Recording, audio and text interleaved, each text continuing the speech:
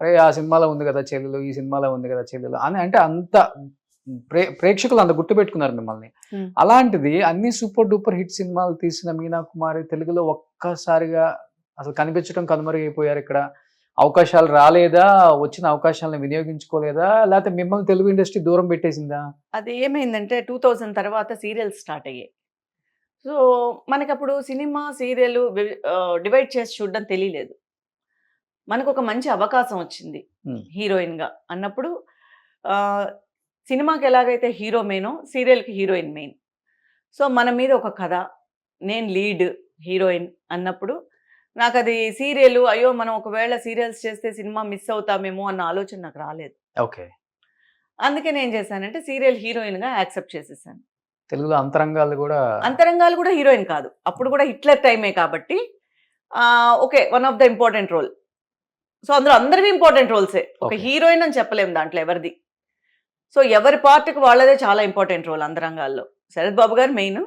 శరత్ బాబు గారి కూతురు నేను. అది కూడా పెంపుడు కూతురు. అదే ఆయన మా దగ్గరికి వచ్చిన పనివాడు. సో, ఈ వాటెవర్ అది ఆ టైంలో సూపర్ డూపర్ హిట్ అయింది. ఆ తర్వాత అనుబంధం కూడా అన్నా చెల్లెళ్ళ స్టోరీ. సో, ఆ 2 అలా అయిపోయింది. తమిళ్‌లో మాత్రం ఫస్ట్ జానకి అని ఏవిఎం వాళ్ళు ప్రొడక్షన్ చేసి ఏవిఎం పెద్ద సంస్థ. ఏవిఎం సంస్థ నుంచి నాకు ఒక స్త్రీ కథ తీశారు ఫస్ట్. ఓకే. ఒక స్త్రీ కథలో నేను చేశాను. ఏది ఒక ఫస్ట్ ఈశ్వరీరావు మెయిన్, నేను ఇంకొక 2 ట్రాక్స్ అనమాట. 2 ట్రాక్స్‌లో ఇంకొక స్టోరీ చేశాను. ఒకే సీరియల్‌లో 2 ట్రాక్స్, అది 2 మెయిన్‌గానే వెళ్తాయి. బట్ మెయిన్ తను ఉంటుంది. అది చేసిన తర్వాత అదే ఏవిఎం ప్రొడక్షన్ వాళ్ళు నాకు హీరోయిన్ ఛాన్స్ ఇచ్చారు.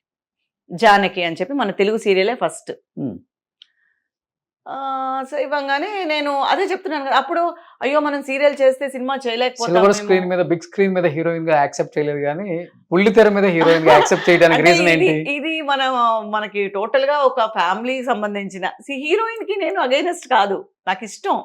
కానీ నేను దానికి న్యాయం చేయలేను సినిమాలో అని చెప్పి నాకు తెలిసి నేను వెనక్కి వచ్చేసాను. ఓకే. హీరోయిన్ ఏం చేయదు కాదు. ఓకే. హీరోయిన్ రావాలనేది ప్రతి వాళ్ళ కల.